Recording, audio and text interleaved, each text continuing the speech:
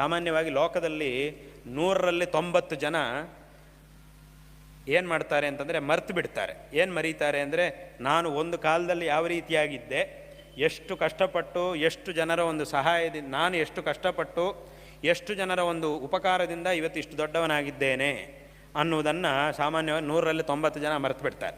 10 ಜನ ಮಾತ್ರ ಜ್ಞಾಪಕ ಇಟ್ಕೊಳ್ತಾರೆ. ಇಲ್ಲಪ್ಪ, ನಾನು ಒಂದು ಕಾಲದಲ್ಲಿ ಹೀಗಿದ್ದೆ, ತುಂಬ ಕಷ್ಟವಾದ ಸ್ಥಿತಿಯಲ್ಲಿದ್ದೆ, ಆದರೂ ಏನೋ ಪರಿಶ್ರಮ ಪಟ್ಟು ದೇವರ ಅನುಗ್ರಹ, ಏನೋ ದೊಡ್ಡವರ ಉಪಕಾರ, ಅದರಿಂದ ಇವತ್ತು ಒಳ್ಳೆಯ ಸ್ಥಿತಿಗೆ ಬಂದಿದ್ದೇನೆ ಅನ್ನುವಂತಹ ವಿಷಯವನ್ನು 10 ಜನ ಮಾತ್ರ ಜ್ಞಾಪಕ ಇಟ್ಕೊಳ್ತಾರೆ 100ರಲ್ಲಿ.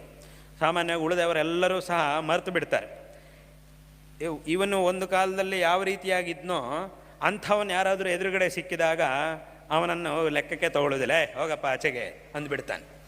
ಏನು, ಯಾಕೆ ಹಾಗೆ ಹೇಳ್ತಾ ಇದ್ದೆ, ಅವನು ನೀನೇನಾದರೂ ಉಪಕಾರ, ಸ್ವಾಮಿ ನನಗೇನಾದರೂ ಉಪಕಾರ ಮಾಡಿ ಅಂತ ಯಾವನಾದರೂ ಬಂದು ಕೇಳಿದರೆ, ನಿನಗೆ ಯಾಕಪ್ಪ ನಾನು ಮಾಡಬೇಕು, ನಿನಗೂ ನನಗೂ ಏನು ಸಂಬಂಧ, ಹೋಗಿ ಆಚೆಗೆ ಅಂತಾನೆ. ವಾಸ್ತವವಾಗಿ ಇವನು ಒಂದು ಕಾಲದಲ್ಲಿ ಅದೇ ರೀತಿಯಾಗಿದ್ದವನು. ಆದರೆ ಅವನಿಗೆ ಅದು ಜ್ಞಾಪಕ ಇರೋದಿಲ್ಲ. ಇವತ್ತು ಉತ್ತಮವಾದ ಸ್ಥಿತಿಗೆ ಬಂದ ಮೇಲೆ ಅದನ್ನೆಲ್ಲ ಮರೆತು ಬಿಡ್ತಾನೆ, ಅವನಿಗೆ ಅದು ಜ್ಞಾಪಕವೇ ಇರಲ್ಲ.